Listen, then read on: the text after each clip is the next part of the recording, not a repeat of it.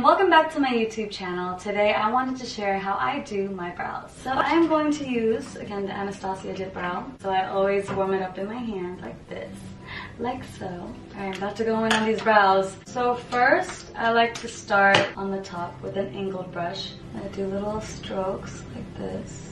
So I use the lighter color on the front of my brows.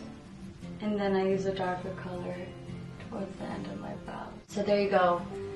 The completed brow and the not completed brow. The struggle brow.